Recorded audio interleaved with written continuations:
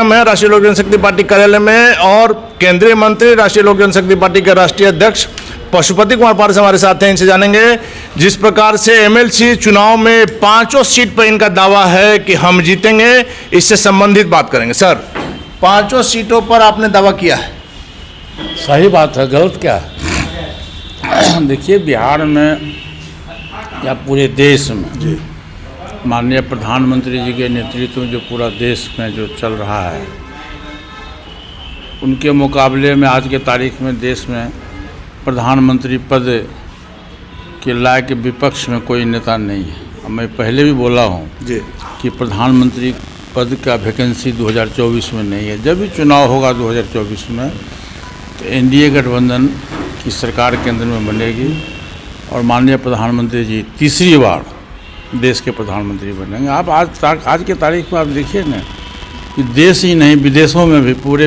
विश्व में प्रधानमंत्री जी का रुतबा है और सर्वश्रेष्ठ नेताओं के रूप में मान्यता इनको मिली है।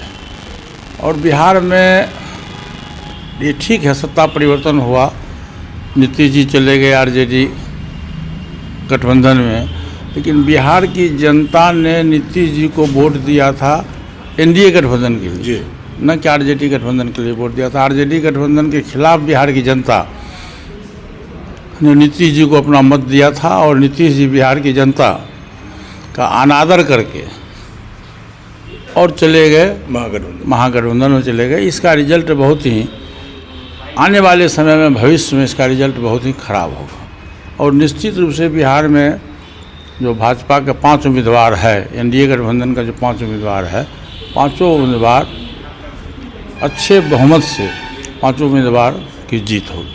लेकिन सर, कहा जा रहा था कि डीएन सिन्हा जो आपकी पार्टी के उम्मीदवार थे, करीब करीब उनका टिकट पक्का था, चिराग पासवान के कारण वो टिकट कट गया। आप लोग दोनों की लड़ाई में बीजेपी को फायदा होगा? नहीं, ऐसी कोई बात नहीं है कि चिराग पासवान तो एनडीए में है ही नहीं। चिराग पासवान का मामला तो आप प्रेस मीडिया के लोग उछाल रहे हैं जी।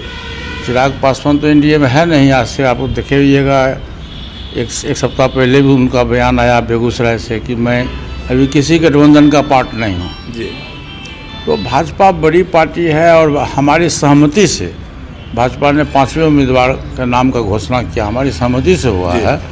और इसलिए मेरा बयान भी आया है और मैंने शो कॉज भी पूछा है प्रोफेसर डीएन सिन्हा जी से कि आप एनडीए के पार्ट थे, आपने नामांकन क्यों किया जी। इसी सवाल पर हम आ रहे हैं। मैं उनको शो कॉज भी पूछा हूँ कि आप बताइए, स्पष्ट करिए, या तो अपना नामांकन वापस लीजिए या आप पर विभाग के द्वारा कानूनी कार्रवाई की जाए। क्योंकि आपकी पार्टी के बुद्धिजीवी प्रकोष्ठ के अध्यक्ष भी हैं वो। हाँ, तो कल लास्ट नाम वापसी का डेट आज है कि कल है? अगर नहीं वापस लेते हैं तो आप कार्रवाई करें? हाँ, पार्टी कार्रवाई करेगी। सर, इन दिनों एक बात देखने में आ रही है, लगातार जो भी खबरें चले आपके और चिराग जी में, लेकिन प्रधानमंत्री मोदी जी के आप दिन प्रतिदिन और करीबी होते जा रहे हैं। विगत अगर आप घटनाएं देखेंगे पिछले दिनों की तो यही बात सामने आता है कि बहुत ज़्यादा विश्वास बढ़ा है। देखिए, ऐसा है कि प्रधानमंत्री जी का विशेषाधिकार है किस व्यक्ति को मंत्रिमंडल में रखना है, किसको नहीं रखना है। यदि हमारे प्रति उनको विश्वास था तब तो अपने मंत्रिमंडल में रखे हुए हैं।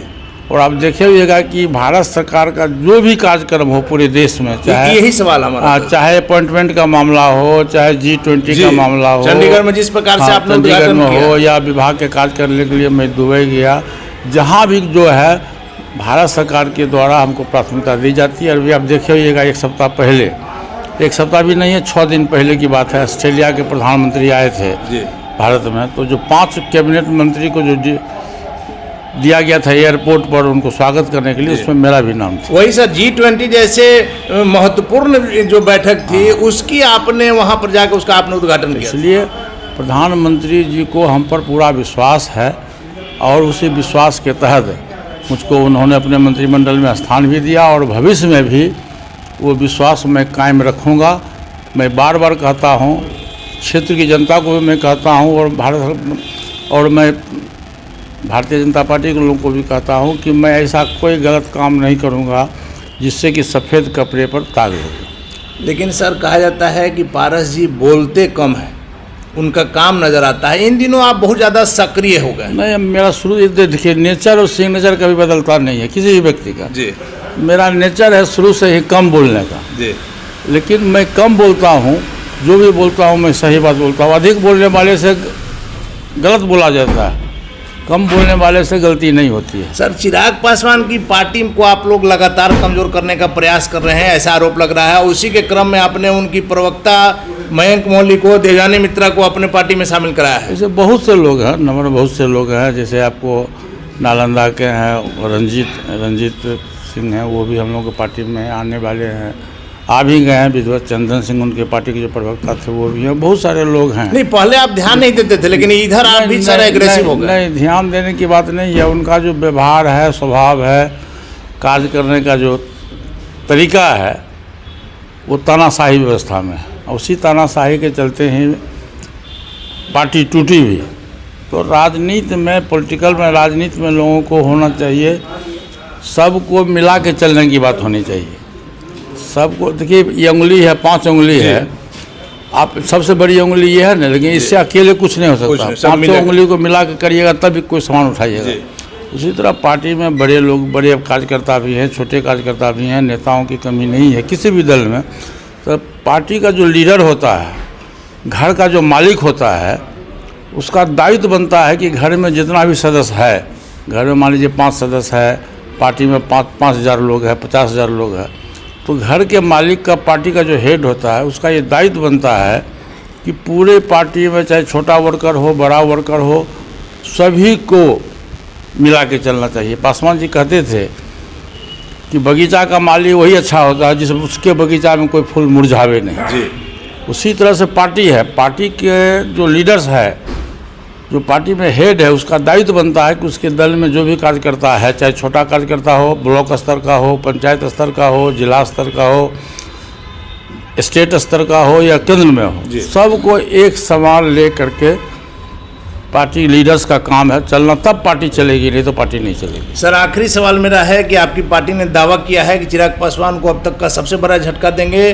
चुनाव चिन्ह की जो लड़ाई चल रही है वो आपके पक्ष में जाएगा, और इसका प्रमाण है जिस प्रकार से शिवसेना के साथ हुआ, वही प्रकरण उसी के आधार पर आप लोग को मिलेगा। देखिए, अब तो वो कानून बन गया, एक तरह से कानून बन गया या एक्ट हो गया कि चुनाव आयोग ने का जो डिसीजन है, वो डिसीजन है कि जो सबसे अधिक जिस पार्टी के अंदर में सांसद है, विधायक है, ओरिजिनल पार्टी वही माना जाएगा। और ऐसे भी आप देखिए, जब स्वर्गीय अटल बिहारी वाजपेयी जी देश के प्रधानमंत्री थे, तो दल बदल विधेयक पार्लियामेंट में संशोधन के लिए आया था। पहले था 1/3 जी। फिर जब वाजपेयी जी देश के प्रधानमंत्री बने तो उन्होंने संविधान में संशोधन करवाया, और संशोधन करा करके 2/3 बहुमत से यदि कोई दल टूटता है तो उसको मान्यता मिलेगा। तो हमारे पास तो 2/3 के 3/3 है, 6 में हम 5 हैं।